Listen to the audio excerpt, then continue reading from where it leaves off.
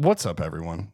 Today, I want to share a story about what happened to me the first time I went out after I had gotten sober. I had been not drinking for 2 weeks. And as somebody who has a lot of friends that drink, it was challenging, to say the least. I can remember it very clearly. Imagine that, because I was sober. My wife and I were golfing in a 6-person twilight best shot on a Friday afternoon. Weather was perfect.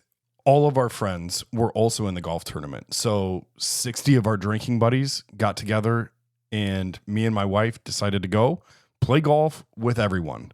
And we weren't drinking. It was the first time that I told people I'm not drinking anymore.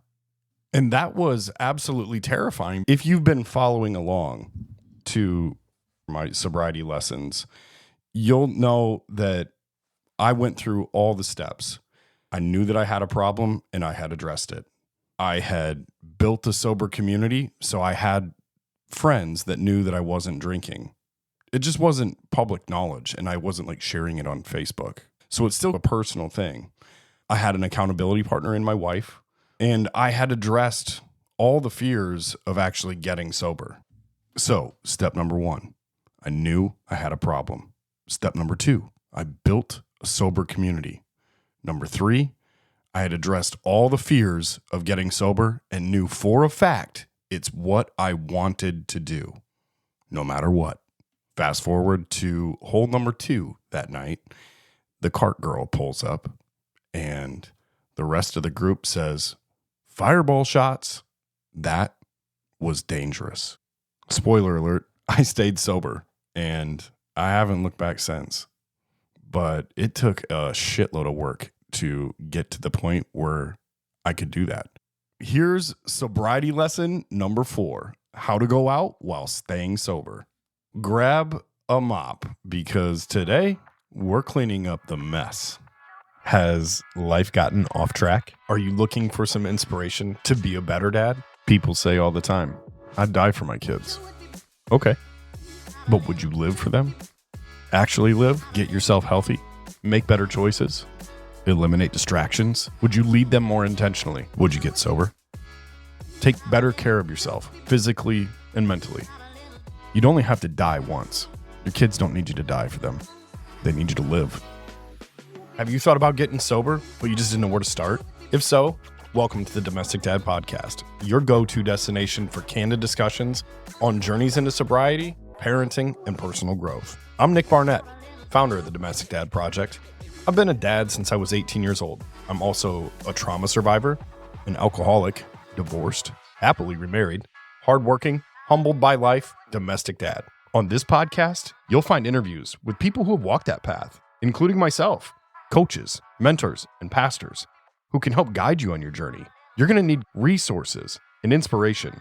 You can find that here. This is the community for you to lean into, so you can start living life as a domestic dad. So let's grab a mop and start cleaning up the mess. Can I just give you guys the Google definition of a drug before we get started here? It's a medicine or other substance which has a psychological effect when ingested or otherwise introduced into the body. With that being said, alcohol is the only drug that you have to explain not doing. Let that sink in for a second, okay? So imagine you go somewhere and somebody says, "Hey, do you want to do some cocaine?" "Nah, I'm good." Acceptable answer, right? "Do you want to try some fentanyl?" "Nah, I'm good. That might kill me."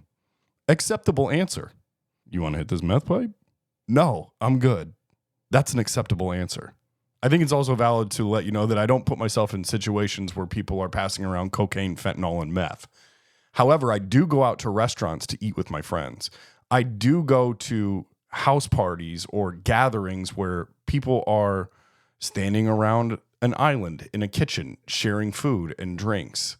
And at some point, somebody's going to say, "Hey, what are you drinking?" Or they're going to ask you if you want a drink. And then when you say no, there's a question that comes to mind. This morbid curiosity, if you will, where people want to know why you don't drink. And that can range from, are they pregnant, to has it created an issue? And that's a anxiety point for people who are transitioning into a sober lifestyle. You want a beer? No. Wait, what? What happened? Are you okay? Tell me about it. Are you guys expecting? You going to have a baby? Are you staying sober in solidarity to your wife? No, I'm just staying sober. And now I feel compelled to explain why. If you go back to my last podcast on empathy, John Church defines morbid curiosity really, really well.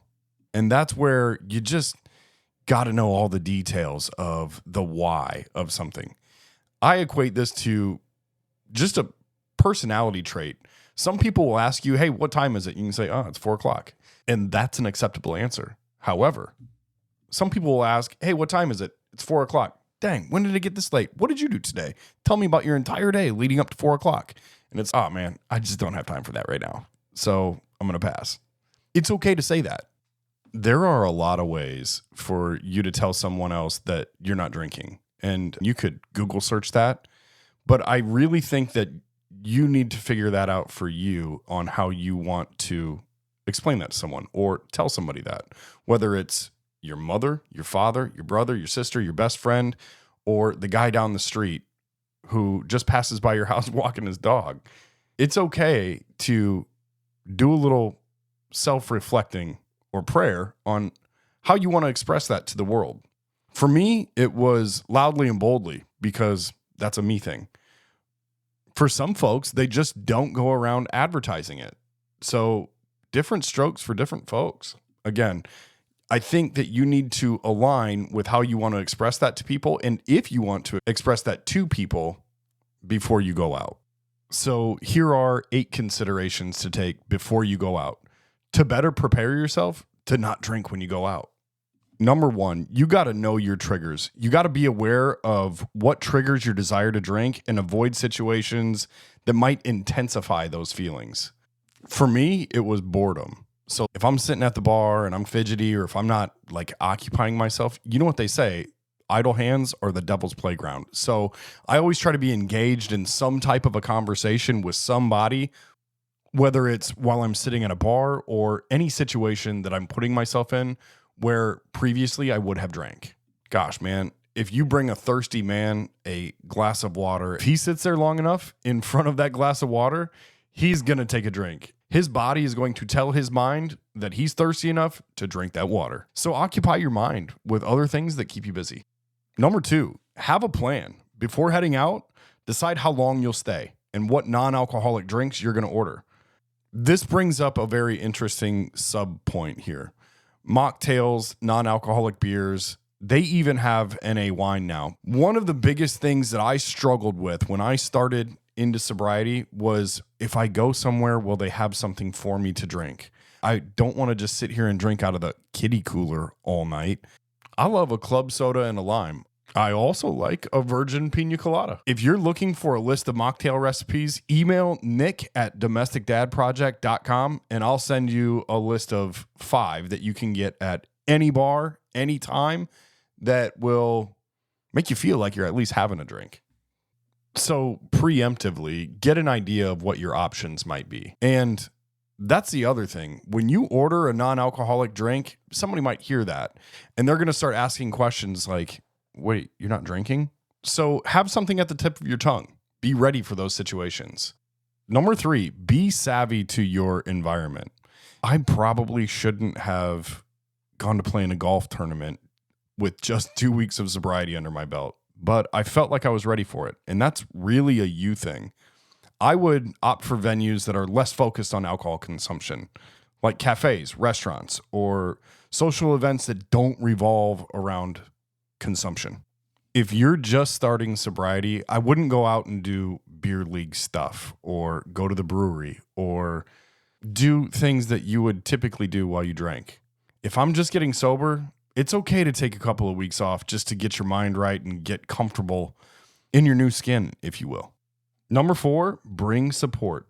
Consider going out with friends or family members who support your sobriety and can help keep you accountable. I've talked about having an accountability partner or even a sober community. And that's exactly what this is. The reason I was able to go and play in that golf tournament, I had an accountability partner right by my side and somebody who wasn't drinking. Now, I understand that not everybody is going to have that, but even if you can just text somebody and check in and let them know where you're at, like, this is a big night for me. I'm going out. I'm going to be around people that are drinking. I'm going to be around some triggering events, and I just want to stay connected with somebody. Make sure that you do that and just lay that foundation for yourself. Number 5, practice saying no. Prepare responses for when somebody offers you a drink, and don't be afraid to decline politely but firmly. Like, no, man, I'm good. No, I'm good. And make sure that you remember your why at this point and align with yourself on how much you want to share, because that's important. Stay true to yourself in this process. Don't lie about it. Don't make up some story about why you're not drinking. You can either share the why or not. And either one of those is totally okay, but it has to be what you're okay with. Number 6, you got to stay busy. Engage in activities or conversations that distract you from thoughts of drinking. Play a game or simply enjoy the company. It is totally okay to engage with people without having a drink. And you'll find that while you might be a little anxious about opening up and talking, you're going to have more control of the conversations that you're a part of because you're not hammered. I cannot tell you guys how many times that after I overshared in a conversation, I woke up the next day with my head in my hands because I exposed too much or shared something that was just too personal. Number 7, set a curfew or leave if necessary. If you start feeling uncomfortable or tempted to drink, it's okay to leave the bar early. If you've made the decision to get sober and stay sober, your sobriety has to be your top priority. There is no amount of gossip or activity or whatever is going on that can be more important than you staying sober.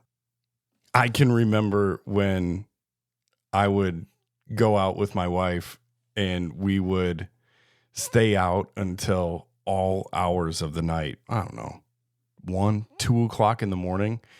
And there was never a point that I can remember where there was any value in that, or where I was like, man, I'm really happy that we stayed out the entire night. The other really cool thing about being sober is that when you go home and go to bed, you can actually fall asleep and have meaningful sleep, like hit a REM cycle and wake up the next day and feel totally refreshed. So if you're out, it's okay to say, hey, I want to get out of here by 9 o'clock. Or if you're out and you say, hey, if things start getting a little weird, and you all know what I mean, when people start talking at an extremely high volume or repeating themselves over and over again, this is why it's like a superpower to have an accountability partner with you when you go out, because you can discuss this beforehand and say, hey, we're leaving by this time. Or if it goes past that time, if I shoot you a look or I give you the sign that I need to tap out because I'm triggered, we call it good and we're out of here. Number 8, last one. Take a moment to acknowledge how far you've come in your journey towards sobriety. Remind yourself of the positive changes that you've experienced. Like, you got to have a pep talk with yourself before you go out. Here's what mine sounds like. Dude, you've been able to show up as the dad that you want to be. You've been able to be the husband that you've always wanted to be. You've gotten connected with God in a way that you've always desired to be. Your focus is clear. There's nothing blurry about it. You know what you got to do in the morning when you get up, and you complete it every single day. So if you're going to go out and you're going to put yourself in a potentially triggering situation, know what that looks like. Make sure that you're sticking to the plan that you have. Be savvy of your surroundings. bring your accountability partner, practice saying no, and stay busy. And if you have to, leave if necessary. And you guys, I know this was a short, to the point episode.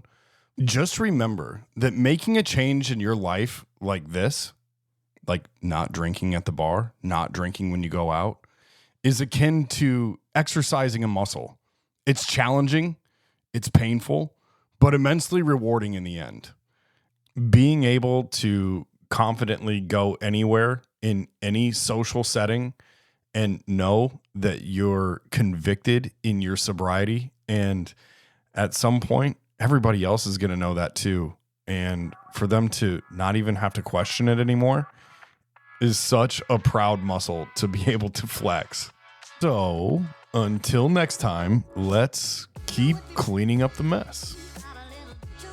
If you're hearing this message, you've listened to the entire episode. And for that, I want to thank you with all my heart. I hope you enjoyed it. And if you did, please leave us a review on Apple Podcasts or Spotify. It really helps us out. If you have questions about getting sober, parenting, or personal growth, email nick@domesticdadproject.com with any questions about cleaning up the messes you've made. And if your question is discussion worthy, we'll feature it in an upcoming episode. Don't forget, you can watch any of these videos uncut and unedited, filmed in my studio from our YouTube channel. Just go to YouTube and search for Domestic Dad Project. Also, please follow us on Facebook or share this episode on your social media. You can also join our community by grabbing some merch. It means the world to me to know that this podcast is making a difference in someone's life. And if this episode inspired you to get sober or simply become a better version of yourself, you can claim your free 60-minute coaching session by visiting www.domesticdadproject.com. Let's continue supporting each other to break the stigma around dads reaching out for help, to get our lives on track while navigating the obstacles of fatherhood. Until next time, keep cleaning up the mess.